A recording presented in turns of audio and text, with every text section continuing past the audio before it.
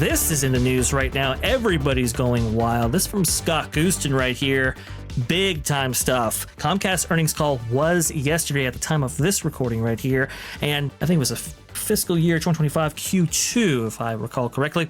Yeah. And we were all wondering, because this was the first quarter to reflect anything to do with Epic Universe. Now, it's not for the entire quarter, but because Epic Universe opened so relatively early, prior to its May 22nd date, we were pretty confident that we were going to get some reflection of revenue numbers for Epic Universe. Maybe not a full picture, but at least a little taste. And boy, did we. This is from Scott Gooston. During its earnings call, Comcast executives said Epic Universe is driving higher per caps spending at Universal Orlando and is, quote, trending in line with expectations. Q2 2025 theme parks revenue up 18.9%. Whoa! That is tremendous. That is way bigger than I ever thought. Well, it's big. And if it's 18% of just that one park, then that means it's driving the rest of them too, as I said it would. There are a lot of people who never got out of Disney who are willing to go see this, but while they're there, they think, well, gee, I should go see Islands. I should go see the Studios Park. And it's not just one premiere, it's really three for a big number of people. Correct. Or if you include the water park. So this is certainly an introduction to that entire resort, right? That resort complex that, you know, like you said, Lou, many people may not have seen, but now they certainly have. Back when they were stuck because of the bus rides that Disney foolishly threw away. I still can't get over how dumb that was. It's just astoundingly dumb. Right. And this is why, folks, I always talk about the per caps or the per guest spend. That's what really matters right here. More than the attendance, more than all these other figures. It's the revenue increase, because why open a theme park if you're just going to accommodate people but not actually make money from them? Here you go. This from CNBC Comcast earnings. Top analyst estimates despite broadband customer losses, Leanne Rizzo right here. Yeah. Didn't do so hot in other places, Comcast. But I want to go ahead and do a little bit of Control F right here, because I thought that this was very interesting. And Lou, this goes back to your point about other places in the resort, because some people were saying, well, wait a minute. You open a resort like this is going to cause cannibalization at the other Universal parks. No, quite the reverse. Because of their policy about you can get the 3-day deal, but only 1 day at this one. Mm-hmm. And also, I remember when we first looked opening day, or the first real opening day after opening day, and there were aerial shots of the parking lot, and it wasn't even half full. And people said, oh, they're having trouble. I said, no. They're selling packages with the hotels, and people are taking the buses from the other Universal properties. So there's a park there. And also, to be fair to that point, people can also stay at hotels on iDrive and very easily take the green trolley in. There are plenty of other methods of transportation. And by the way, if you're staying on iDrive and you want to get an Uber over to Epic Universe, it's only going to cost like $10. Right. So there's a lot of benefits to not taking a car, especially if you're from out of town and you don't want to pay that $35 parking fee that they have over there. You that can take and the Uber. cost of a rental car, right, which is always going up. And you take Uber both ways, and you're paying less than parking. Right. Good point. Mike Cavanaugh, president of Comcast, said this: "We're pleased with early results as Epic is already driving higher per cap spending and attendance across the entirety of the Universal Orlando Resort." Cavanaugh said, noting that there's been minimal impact on other Universal parks in Orlando.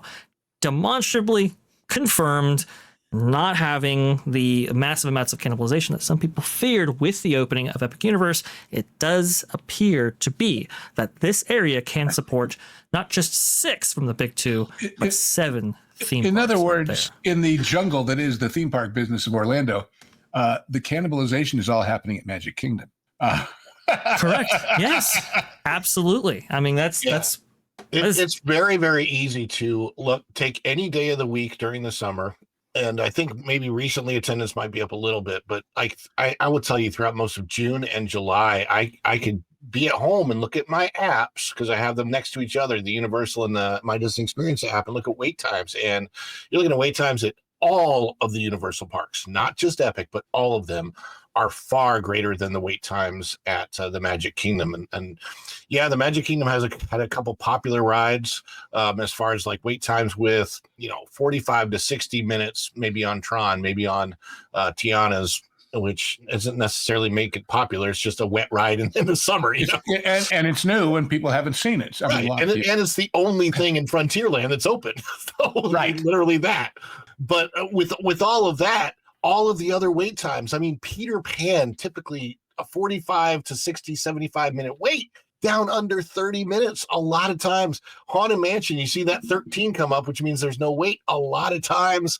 And then everything else. I mean, I have never seen, this is the very first year that I've ever looked at the My Disney Experience app and seen 0 wait times on the first 2, 3, 4 attractions on the map ever. And that is and furthermore, 2 other things. One, if you are used to going to Disney and therefore one way or another, whether you're buying a fast pass, whatever they're calling it this week or not, you're used to long wait times on the big rides. You aren't put off by 30-minute, 40-minute wait times over at Epic and the other parks over there.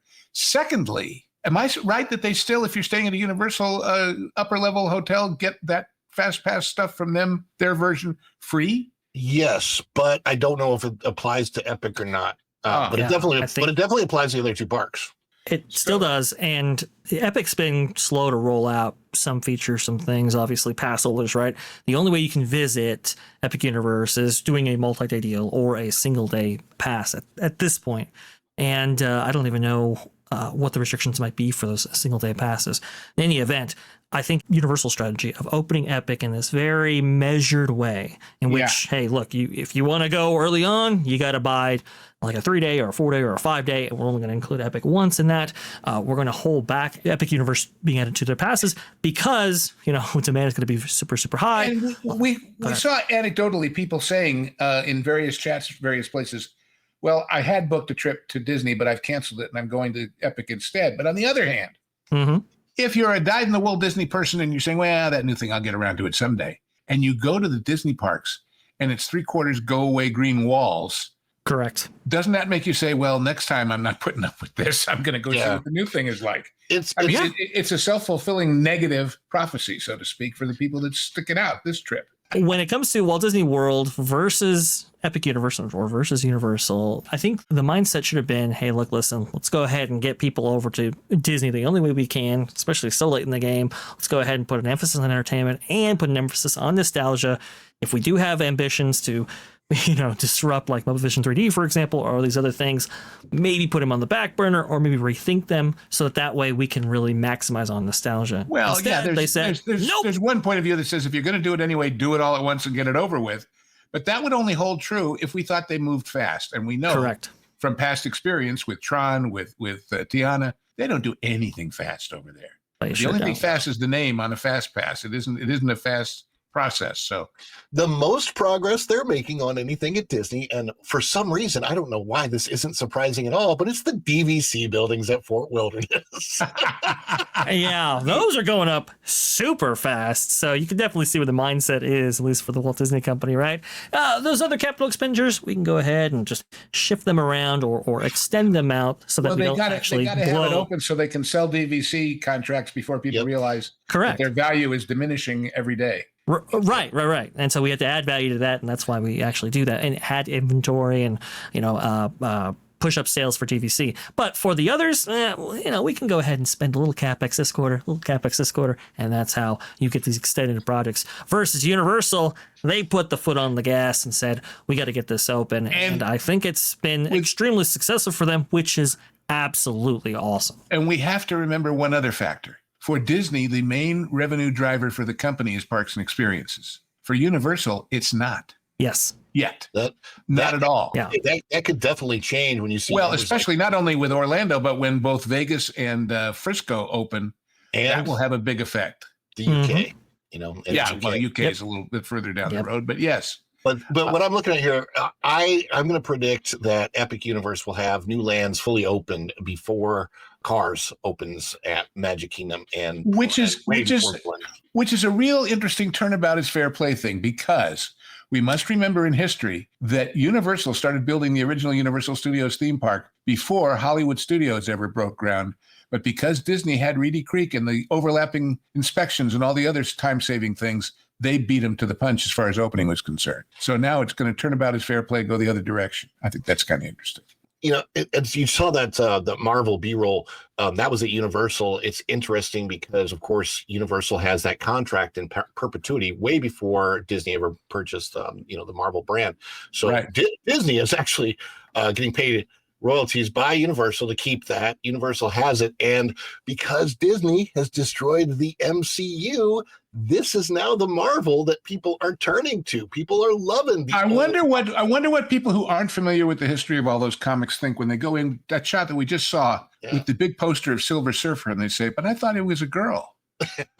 From the movie, It's funny because Universal, you would think it's like, well, maybe they should, get rid of that stuff and develop an area or whatever. No, from what I understand, every single time a MCU movie really hits, Universal gets an angel gets its wings. Exactly. They get a huge amount of money. So it's like, well, why should we get rid of it? It's making us money, and there are other places to develop on property. Keep it around. And everybody that's compared it has said it's better than Avengers Campus. So, well, heck, that Spider-Man ride is still one of the best rides in town.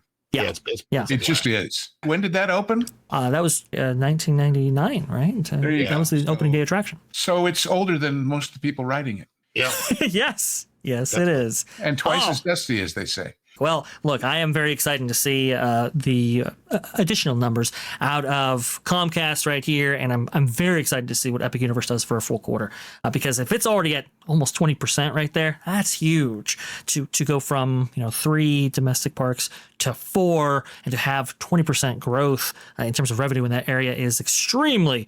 That's a big deal, folks. So I think that the next quarter might even be better than this one right here. It's selling the brand of Universal Orlando to a whole new crowd that's going to come back. And that's the brilliance to me of the Frisco thing, because it's selling the brand. When I keep saying this, but it shocked me that they were going to have Jurassic as part of that. But they're the cute little dinosaurs. And when you get old enough to see the big scary ones, you go to Orlando, and it's building an audience. It's priming the pump. Exactly. We'll keep everybody informed of these stories and more here on That Park Plays. Thanks for watching That Park Plays News.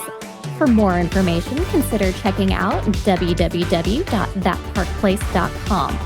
And don't forget to subscribe, share, like, and send this out on your favorite social media accounts.